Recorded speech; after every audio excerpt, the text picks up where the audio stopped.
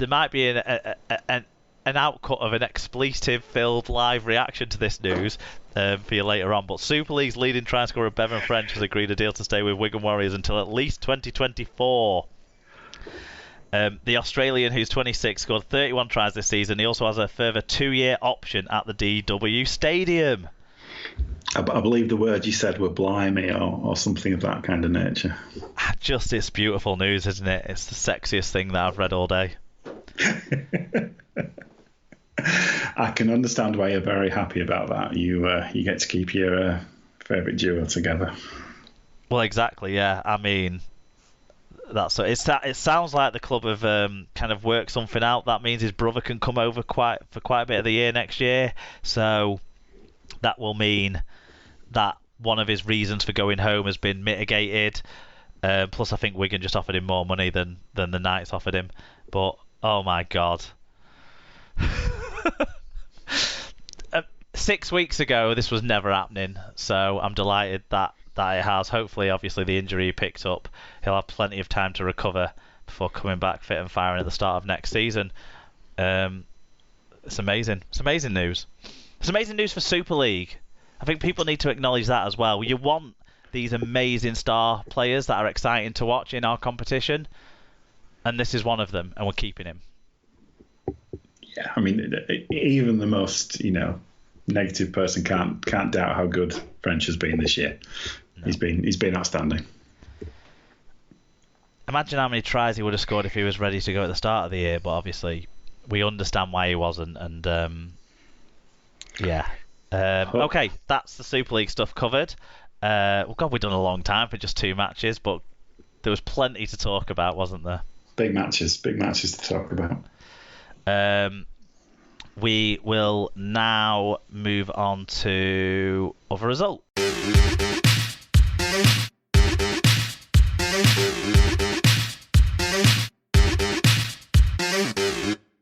So we move on to other results from this weekend, and it was the culmination of the Women's Super League competition.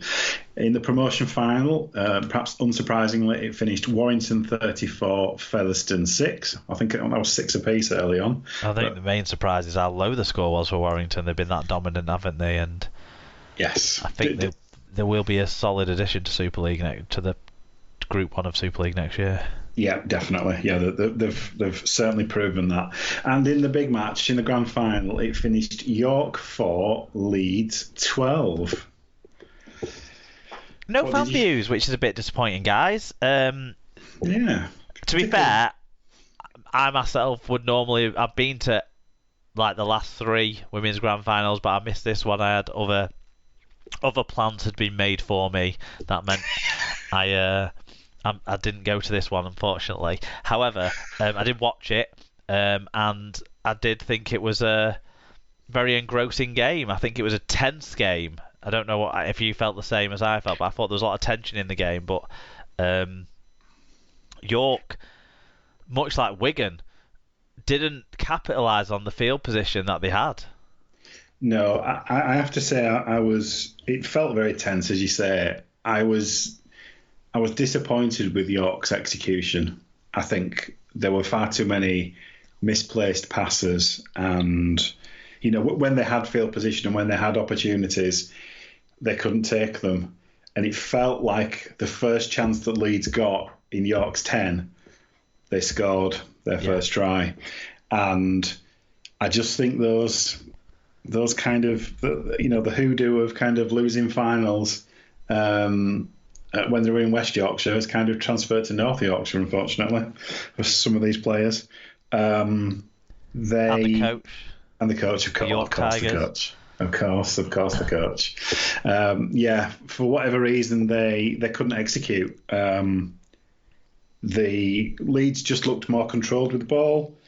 Their kicking game was vastly superior, although not perfect. I think that's one thing that I think we've talked about this person to person. I think the kicking game in the women's game has a lot of improvement to make, and I think that a team that gets to expose that and do that well, anything like as well as Johnny Lomax did in the Saints game, you're going to dominate.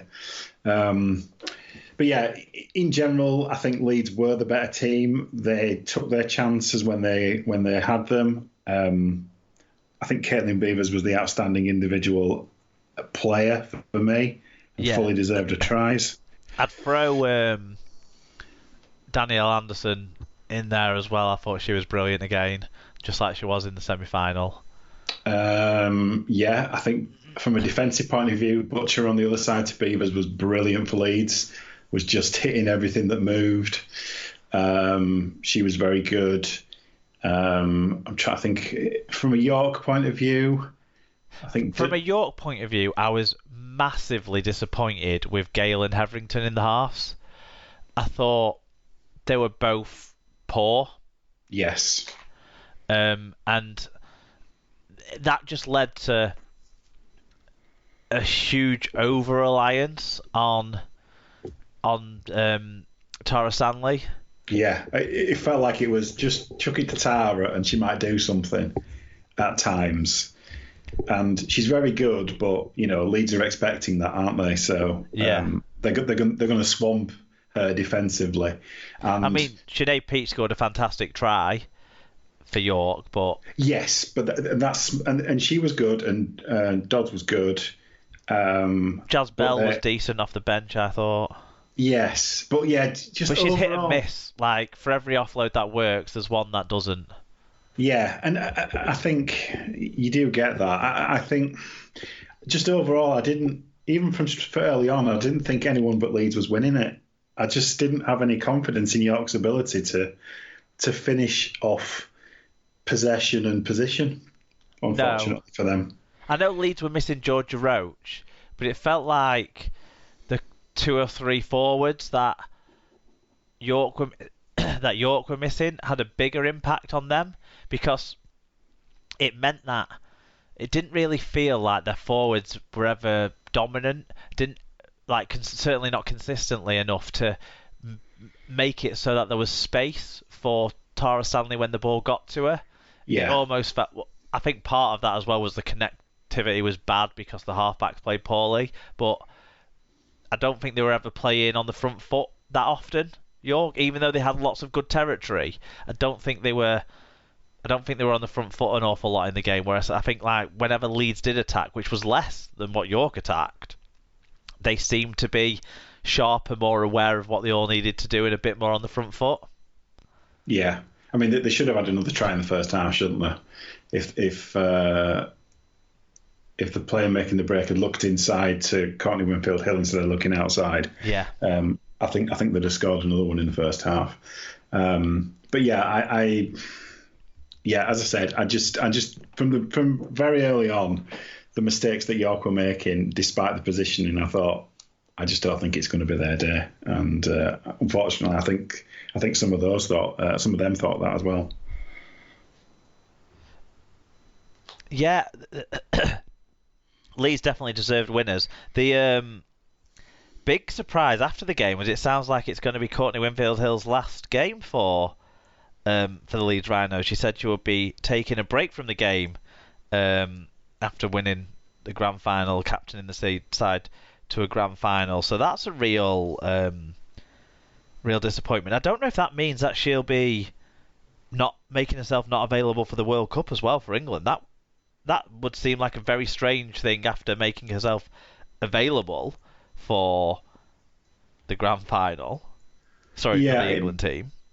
It might be she's looking back at how long a season it's been, and maybe she just needs a break. And she's aware of the World Cup coming up and thinking, well, at the end of that, I'm gonna want a break, or there's other personal or professional reasons why I need to have a break, which make obviously that's entirely her decision. But yeah, it would be a shame because she is the standout halfback still in many ways. She kicked one out on the full, didn't she, which was a bit disappointing. But in general, her kicking game, as well as Tara Stanley's, to be fair, field position kicking game, has the ability to turn the field around, and you don't have loads of players in the women's game who have that ability. Yeah, that's what I mean. I think field, infield kicking, positional kicking is something that it's definitely a skill that needs to be developed more in a lot of players, I would say. And that, yeah, it really showed up in some of the poor kicks that the York halfbacks were putting in, for example. So she will be a miss if she does decide to take a break. I do think young Hume is a decent player who's got a developing kicking game, and her alongside Roach, I still think will be a strong combination next year for Leeds. But yeah, still be a massive miss. Any woman of steel would be a miss. Well, exactly. Yeah. With her experience and calmness and leadership as well, it's yeah. Indeed. Anything else on the women's grand final? No, but through gritted teeth. But congratulations to Leeds. They've had a good weekend. I mean, they've won the women's grand final. They won the PDRL grand final recently, didn't they? They're into the men's and the wheelchair grand final. Wow. Yeah. Leeds are back. Should we talk about the championship instead? Yeah. So it was the championship playoffs. It finished Barrow 8, Batley 18. Good win for the Bulldogs up there. And in an absolute cracking match, it was Halifax 24, York 26. Yeah, both games won by the roadside. So I assume you watched the televised game. It was a very good match. It looked for all money that Halifax were going to win this one at a canter early on. Danny Kermond got himself sin-binned, and Halifax managed to score a couple of tries and got into quite a commanding lead, it seemed like. But York just never went away, and they ground their way back into it. And in the end, it was a couple of exchanged penalty goals in the second half that really made the difference. But yeah, York full value for going into the next round. Yeah, it did feel like Halifax were the side that could have played spoiler on the Leaf-Everston grand final. So feels a little bit of a disappointment that facts are out of things. But I know what you mean. It's a weird situation, isn't it? These four teams, in the heart of hearts, probably don't want to be promoted or are not ready to be promoted. But they're in a system where they're in a playoff system. But yeah, I suppose it's another game, another bit of revenue, isn't it? So it's amazing that what's his chops at Batley isn't being looked at for Lingard isn't being looked at for a Super League job. Like Wakefield, wouldn't that have been a perfect fit? Probably. But this is Batley's where they overachieve every year. Batley and Halifax are probably, you look at them as the most consistent championship team in terms of their, consistency in playoffs and always, near the top of the league, etc. They've Simon Grix. And they don't do ridiculous things. Exactly. They live within their means now. Halifax have learned that lesson. Batley always have. So yeah, they're both very, very good championship teams, and they fully deserve to. Batley fully deserve to get through to the next round. In some championship news, Scotland international fullback Alex Walker has signed a new deal with London, keeping him there for next season. Barrow have re-signed Ellis Gillam to a new one-year deal. Gadwin Springer has signed a new one-year deal with Featherstone. Paulie has signed a new 2-year deal with York, which will keep him there till the end of 2024. Newly promoted Keighley have signed highly rated hooker Thomas Doyle from Bradford on a 2-year deal. Are you disappointed with that one? He won a couple of players, a couple of awards, our best player of the season awards this week. So, in short, yes, but it's nothing that I haven't come to expect, frankly, at the moment. Do you think, because he's obviously sharing time with George Flanagan, isn't he? Who's a big name at the club, I suppose. Do you think that's a factor in him wanting to move on?